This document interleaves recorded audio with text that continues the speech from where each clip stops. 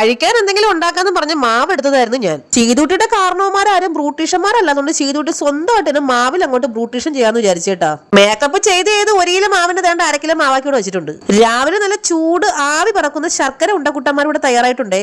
എന്നാ പിന്നെ ഒന്നും നോക്കില്ല, ചൂടോട് 2 കഴിച്ചിട്ടാവാ അടുത്ത പരിപാടി എന്ന് വിചാരിച്ചു. ചീതൂട്ടിയെ കഴിപ്പിക്കാൻ വേണ്ടിട്ട് മോൻ ഇവിടെ ഇരുന്ന് പഠിച്ച പണി 18 നോക്കുന്നുണ്ടെങ്കിലും ചീതൂട്ടി അതൊന്നും മൈൻഡ് ചെയ്യാറേ ഇല്ല കേട്ടോ. അതല്ലെങ്കിലും കഴിക്കുന്ന കാര്യത്തിൽ ഞങ്ങൾ പണ്ടേ പുറകിലോട്ടാ. ഇതിന്റെ കൂടെ നല്ല ചൂട് കട്ടനും കൂടെ ആയാലോ. ഈ ജഗ്ഗിന്റെ ലിങ്ക് കുറച്ചേര് ചോദിച്ചിരുന്നു, കിട്ടുവാണെങ്കിൽ ഞാൻ ഇട്ടേക്കാവേ. പറമ്പിൽ ആകെ മൊത്തം ശോഷിച്ച് നിന്ന ചേമ്പുകൾക്കെല്ലാം ഇച്ചിരി വളവും വെള്ളവും കൊടുത്ത് ദേണ്ട ഞാൻ വെട്ടിക്കൂട്ടി പറിച്ചു വെച്ചിട്ടുണ്ടേ. അപ്പൊ കാട്ടുപന്നികൾക്ക് ഒരു നേരത്തിനുള്ള ആഹാരത്തിനുള്ളതായെന്ന് അച്ഛൻ. തൊട്ടപ്പുറത്ത് നിന്ന് മോൻ ഏതൊക്കെയോ മാട്ടച്ചെടികൾ പറിച്ചു വെച്ചിട്ട് പറയാണ് വൈകിട്ട് തോരത്തിനുള്ളതായെന്ന്. എന്റെ ദൈവമേ, ഏവൻ വലുതാകുമ്പോ വല്ല ഷെഫെങ്ങാനും ആയ നാട്ടുകാരെ കാര്യത്തിലൊരു തീരുമാനമാവും. പിന്നെ ഒന്നും നോക്കിയില്ല, അടുത്ത മഴയ്ക്ക് മുന്നേ പുറത്ത് കിടക്കുന്ന വിറകുകളെല്ലാം ഒടിച്ചു വെക്കാന്നും പറഞ്ഞ് ഒടിക്കാൻ നോക്കിയപ്പോ അതിനാണെങ്കിൽ ഒടുക്കലത്തെ ബലവും. എന്നാ പിന്നെ കാലുകൊണ്ട് ചവിട്ടി ഒടിക്കാന്നും പറഞ്ഞ് വിറകിനെ നിലത്തിട്ട് അതിന്റെ പള്ള നോക്കി 2 ചവിട്ട് കൊടുത്തതായിരുന്നു. വിറകൊടിച്ചില്ലെങ്കിലും ഇപ്പൊ താഴെ വീണ് എന്റെ കാലൊടിഞ്ഞാനെ.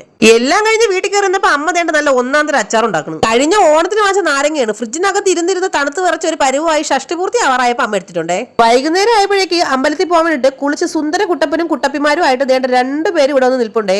അതല്ലെങ്കിൽ എവിടെയെങ്കിലും പോകണം എന്ന് പറഞ്ഞു കഴിഞ്ഞാൽ എന്റെ 2 മക്കളും ഭയങ്കര കട്ട സപ്പോർട്ടാണ്. വീട്ടിൽ നിന്ന് 2 കട്ട കലിപ്പുമാണ്. വീട്ടിൽ നിന്ന് ആയൂര് ബസ് സ്റ്റാൻഡ് വരെ അച്ഛന്റെ ഓട്ടയ്ക്കും അവിടുന്ന് ഞങ്ങൾ ബസ്സിലുമാണ് പോയതേ. വൈകുന്നേരം ആയതുകൊണ്ട് തന്നെ അത്യാവശ്യം ബസ്സിന് നല്ല തിരക്കും ഉണ്ടായിരുന്നു, പുറത്ത് നല്ല മഴയും ഉണ്ടായിരുന്നേ.